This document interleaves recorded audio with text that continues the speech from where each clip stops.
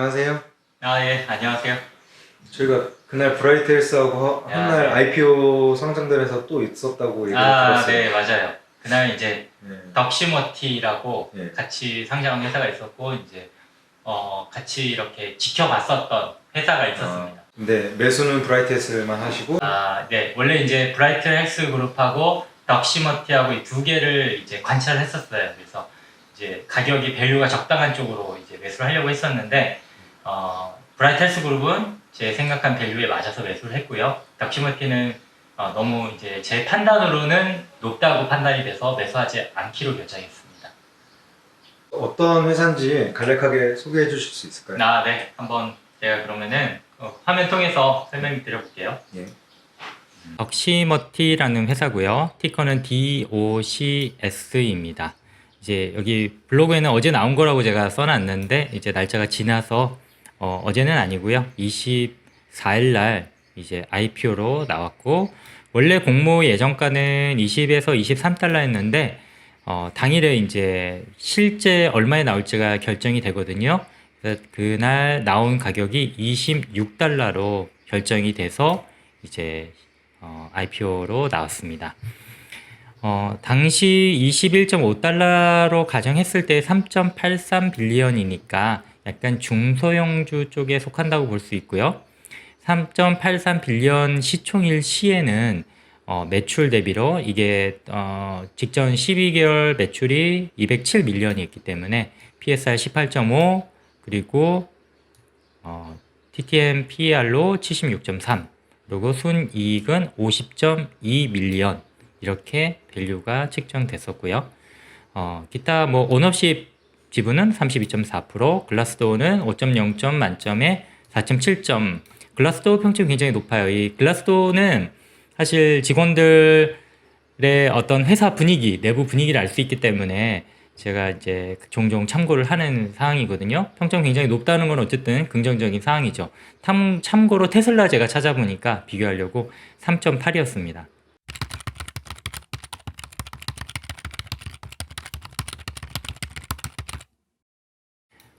매출 부분을 살펴보면요. 3월, 여기는 이제 마취 마감 기준이더라고요. 3월 마감 기준으로 해서 2019년에 86밀리언이었던 매출이 2020년에는 116, 35.8% 상승했고요. 2021년에는 207밀리언으로 77.8%. 매출 성장 추이가 좋죠. 오히려 더 올라가고 있고요.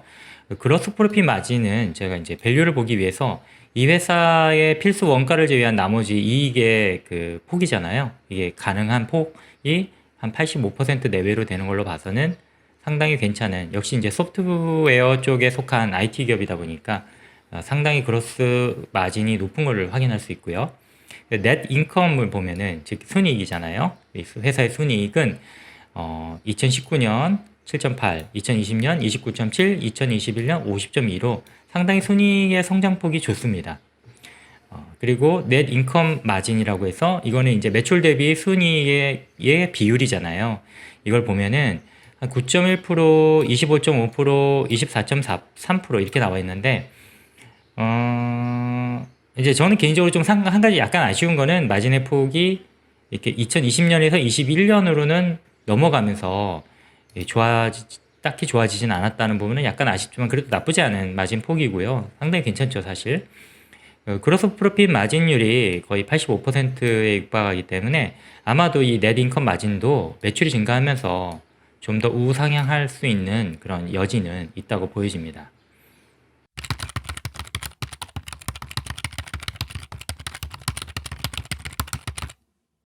(10년) 설립된 미국 의료 전문 디지털 플랫폼이에요. 이게 말로 하면은 좀 어려운 것 같은데 사실은 의료 쪽에 일하시는 분들의, 그러니까 하나의 그들의 모이는 장소 같은 커뮤니티 같은 그런 곳이죠. 그래서 사실 이게 처음에는 채용을 위해서 많이들 의사분들이 가입을 했다고 해요. 이제 저희도 이제 저도 이제 한의사지만 한의사들 내부적으로 이렇게 서로 구인구직 광고 올리고 채용하고 이런 사이트가 있거든요. 이게 한의사들이 대부분 거기에 들어가 있는데 여기도 일종의 그런 사이트라고 볼 수 있겠죠. 미국 의료 쪽에 관계된 사람들의. 그래서 회사 웹사이트도 이렇게 주소가 있으니까 한번 들어가 보시면 참고가 되겠고요. 2021년 12월 31일 현재 180만 명의 의사회원 보유했다. 50개 주, 그러니까 전부 다 이제 있는 거죠. 의사의 80% 이렇게 돼 있고요. 그리고 현재 30만 명 이상 활성자이다. 의사, 준의사, 전문 간호사, 의대생. 그러니까 의료 관계된 사람들은 대부분 지금 이 플랫폼을 활용하고 있다라고 이렇게 얘기하고 있고요. 그리고 이게 매출은 주로 이제 어디서 나오고 있냐면 마케팅, 하이어링, 그리고 텔레헬스. 이렇게 세 가지로 되어 있는데 사실상 거의 마케팅에서 매출이 나오고 있다고 볼 수가 있어요. 그러니까 마케팅이라는 게 어떤 얘기냐면은 이 닥시머티라는 플랫폼에 가입되어 있는 건 의료진들이잖아요. 근데 그 의료진들에게 마케팅을 하고 싶은 쪽이 있겠죠. 예를 들어서 제약회사라든지 뭐 의료기기 업체라든지 이런 업체들에서 의사들을 대상으로 해가지고 마케팅을 펼친단 말이에요. 그 마케팅 비용을 얘기하는 겁니다. 그러니까 매출은 의사들로부터 나오는 게 아니라는 거죠. 예, 최근 1년 매출의 93%가 구독됐다. 그러니까 이들이 마케팅을 건 바이 건으로 이렇게 접근하는 것 같지 않아요. 뭐 회사라든지 브랜드별로 해가지고 구독 경제로 이렇게 끌고 가고 있다는 게 상당히 특징적이죠. 93%면은. 그리고 보면은 여기 써놨네요. 전체 매출의 80%가 마케팅에서 나오고 있다. 좀 특징적인 거는 의료기관용 기업 레벨 텔레헬스를 출시를 하였다. 음성과 영상을 통해서 63밀리언 건의 텔레헬스 비짓 실적이 있다. 근데 여기 좀 너무 큰 의미를 부여는 할 필요는 없을 것 같아요. 그러니까 이제 뭐 텔레닥처럼 원격 의료를 통해서 했다기보다는 이게 63밀리언 상당히 큰 거, 6,300만 건인가요? 그렇게 되는 거니까 이게 뭐 의료 그 원격 의료를 거의 뭐 장악하는 거 아니냐 이렇게 착각할 수도 있는데 그렇다기보다는 건들이 많은 것 같아요. 그래서 뭐 이 툴을 이용해서 원격으로 의사가 전화를 걸었다. 뭐 이런 것까지 포함이 됐다는 거죠. 건 바이 건으로. 그렇기 때문에 여기에 너무 큰 의미를 부여하실 필요는 없을 것 같고요. 그리고 이게 이제 좀 특징적인 상품에 대한 특징적인 게 있다면은 의사들이 사실은 본인들이 휴대폰으로 환자에게 전화를 걸 때 본인의 휴대폰 노출되기 원하지 않을 거 아니에요. 사생활도 있고. 그럴 텐데 이 앱을 사용을 하면은 아주 간편하게 의사의 번호가 감춰져서 이게 환자한테 전달이 된다는 거죠. 노출되지 않은 채. 그런 것들이 좀 특징적이라고 볼 수 있습니다. 제가 이 회사에 대해서 이 비즈니스 모델에 대해서 좀 생각해 본 부분들이 있어요. 그 뭐냐면은 이제 결국에는 이 원격 진료가 어느 정도까지 이게 얘네들이 이거를 할 수 있을까? 그러니까 사실 원격 진료에 대한 매력이 상당히 크잖아요. 우리가 텔레닥이나 이런 그런 회사에도 투자를 하는 이유가 이 원격 의료의 어떤 미래를 보고 하는 거고, 만약에 현재 의사들의 이런 플랫폼이 돼주면서 순익도 잘 올리고 있고 매출도 이렇게 성장하고 있는데 원격 의료까지 진출할 수 있다 그러면 사실 뭐 대박이다 뭐 이런 느낌도 가질 수 있잖아요. 그런데 이 부분에 대해서 간단히 좀 조사도 해보고 생각도 해봤는데 제 판단을 이건 제 개인적 생각이에요. 제 개인적 생각으로는 원격 의료 쪽으로의 접근은 좀 어렵지 않겠는가라는 게 제 생각입니다. 왜 그러냐면은 이 텔레닥이라는 거는 그 텔레닥 앱을 누가 결국에는 깔아서 그거를 사용을 할까요? 사용자거든요. 환자거든요. 환자가 그러니까 유저들이 일반 사람들 대상이라는 거, 유저들이. 그래서 텔레닥을 사용을 한다 그러면 일반 대중들에게 그것이 공개가 돼 있고 이들에게 이제 오픈돼 있겠고 이들이 활용을 하는 거죠. 그리고 의사도 텔레닥을 활용하겠죠. 그래서 이게 쌍방향이라는 거예요. 그러니까 이제 의사도 텔레닥을 통해서 접근하지만 소비자도 원하는 의료 진료가 발생했을 때, 의료 니즈가 발생했을 때, 그걸 텔레닥을 이용해서 환자에게 또 역으로 이제 접근이 되는 거잖아요. 그런데 이거는 어떻습니까? 이거는 의사들이 본인들의 어떤 진료적인 것들을 도와주는 사실 툴이라고 봐야 돼요. 말은 원격 의료인데 의사들이 내가 화상으로 환자에게 다시 이제 상담을 하거나 그리고 특히 이제 재진의 영역인 거죠. 초진이라기보다는 또 환자들에게 전화 상담이 필요할 경우에 이 덕시머티라는 툴을 활용해서 이용한다는 것이지, 이 덕시머티의 어떠한 그 원격 의료 자체가 새로운 시장을 만들어서 그런 시장에서 매출이 발생할 거라고 기대하기는 좀 이르지 않나, 그러는 게 저희 생각입니다.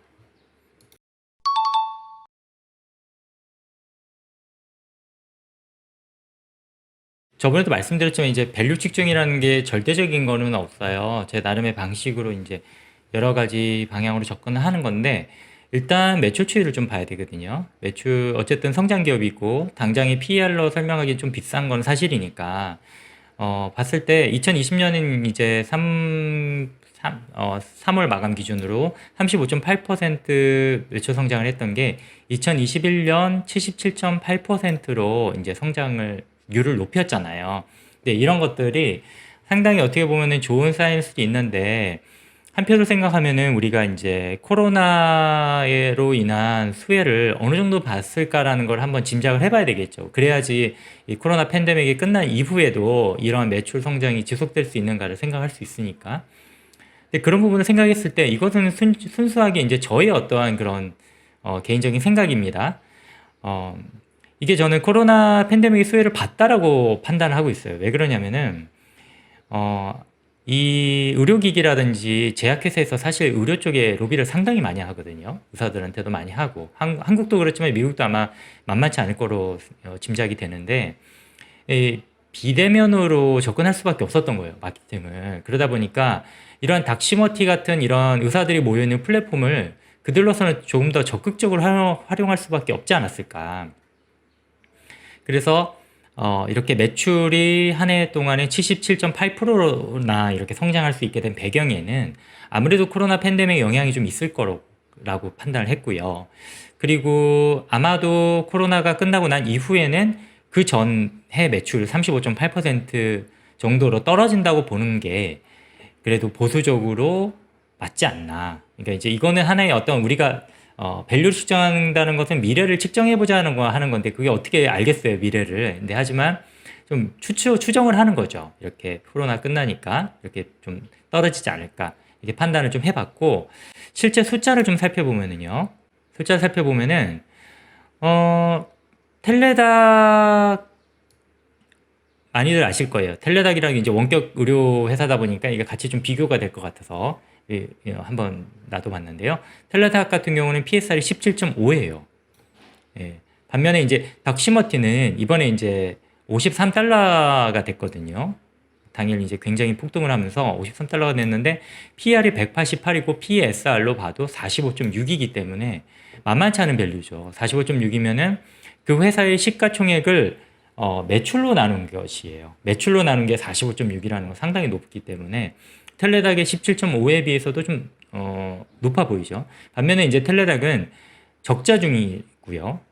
이 회사는 흑자 중이라는 거. 그런 차이가 있고요. 텔레닥은 그로스 마진이 66%로 조금 더 낮죠. 이 회사는 85%인데 닥시머티는 성장률로 봐서는 제가 보기에 향후 비슷하지 않을까. 텔레닥은 연 4, 50% 정도 성장을 해왔던 회사라면은 닥시머티도 역시 앞으로 한 40% 정도는 그래도 성장할 수 있는 여지가 있는 회사지 않나 이렇게 생각이 들어서 한 비교해 봤고요.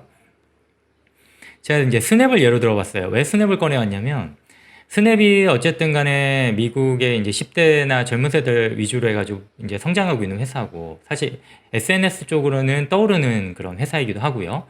이 덕시머티라는 회사가 어떻게 보면은 그러한 플랫폼적인 요소가 스냅과 좀 닮았다고 좀 봤어요. 그래서 한번 비교를 해봤는데요. 스냅의 PSR이 37.6입니다. 이게 그리고 스냅도 연 4, 50% 정도 굉장히 고성장하고 있어요. 이런 걸 비교해 봤을 때 사실 스냅과 덕시머티를 우리가 한번 비교를 해보자고요. 어느 쪽이 더 안정적일까? 혹은 어느 쪽이 더 확장 가능성이 더 클까? 어느 쪽이 더 성장이 더 많이 될까? 이런 것들을 따져봤을 때 제가 봐도 현재 이 53달러 정도의 이 주가와 PSR 45.6 정도라는 수치는 좀 높지 않나, 매수하기에는. 그건 오롯이 저희 개인적 판단이고 장기적인 관점에서의 밸류를 말씀드린 거지, 내일이나 뭐 한 달 뒤 주가는 저도 당연히 모르죠. 올라 있을 수도 있는 거고, 어쨌든 제가 보기에는 밸류상 그렇다는 거고요. 그래서 사실은 이날 제가 덕시모티를 공모가 이하로 나오면 한번 사볼까 했는데 공모가 이하는커녕 택도 아니게 처음부터 막 폭등을 하면서 마감은 100% 넘게 성장이 100% 넘게 상승하고서 마감이 됐거든요. 그래서 당연히 매수를 못했던 그런 종목입니다. 그날 심정이 어떠셨나요? 뭐 사실 모든 이제 저희가 매력적으로 판단되는 기업들이 다 좋은 가격에 나오는 거 아니에요. 항상 그렇다 그러면 뭐 정말 그게 어떻게 보면 더 말이 안 되는 건데 그래도 당일에 그 사실 이 덕시모티라는 기업하고 이제 브라이트헬스 그룹이잖아요. 당일에 나온 이 두 기업을 두고서 저는 처음부터 브라이트헬스 그룹 쪽이 더 땡겼어요. 그런데 이거를 같이 이제 저하고 IPO를 종목을 조사해 주시는 형이 있거든요. 옆집 사는 형이신데 그 형 같은 경우는 덕시모티를 더 매력을 느껴 하시더라고요. 사실 덕시모티는 누가 봐도 매력적이에요. 또 피해 이미 흑자가 빤히 나오고 있고 그리고 제 주변에 이제 블로그 이웃분들 얘기를 들어봐도 덕시모티 쪽에 더 관심을 많이 가지더라고요. 근데 저는 브라이테스 쪽에서 좀 더 기회가 많이 있지 않을까라고 판단했어요. 그 이유는 덕시모티는 이미 너무 매력적인 모델이 이미 나와 있고 검증이 됐고 의사의 80%가 다 가입돼 있다는 거예요. 그건 안정성까지 있다는 얘기잖아요. 근데 반면에 저는 거꾸로 보거든요. 좀 꼬아서 봐요. 의사의 80%가 가입했으면 이제 남은 룸이 별로 안 남은 거 아니야? 더 이상 뭐 의사 가입할 사람 별로 많지 않겠네? 졸업생들이나 있을까?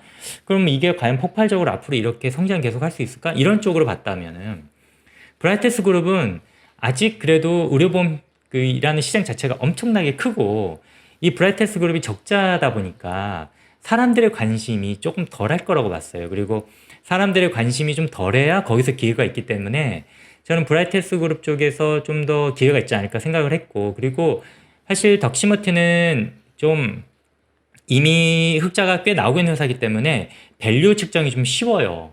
그러니까 PER이 좀 빤하다는 거죠. 그런 반면에 브라이테스 그룹 같은 경우는 연 300% 성장하는 고성장 기업인데다 적자 기업이다 보니까 밸류 측정이 어렵잖아요. 사람은 다 누구나 비슷하거든요. 그건 기관에 계신 분들도 마찬가지일 거라고 봐요. 그렇기 때문에 이렇게 밸류 측정이 어려운 데서 좀 더 기회가 있지 않을까 봤는데 제 예상대로 브라이테스 그룹 쪽이 오히려 그 예상 공모가보다 당일 공모가가 더 떨어져서 나온 데다가 그러니까 원래 예상은 20에서 23이었는데 당일 18달러로 발표가 된 거예요. 근데 그게 심지어 16.6달러로 마감됐잖아요.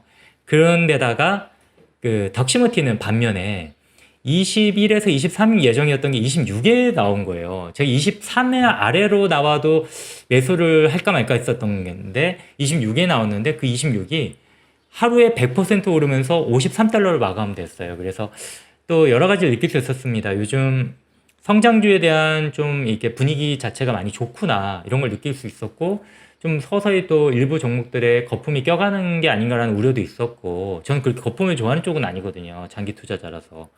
그리고 IPO 종목에 대한 어떤 관심 이런 것도 같이 느낄 수 있었습니다.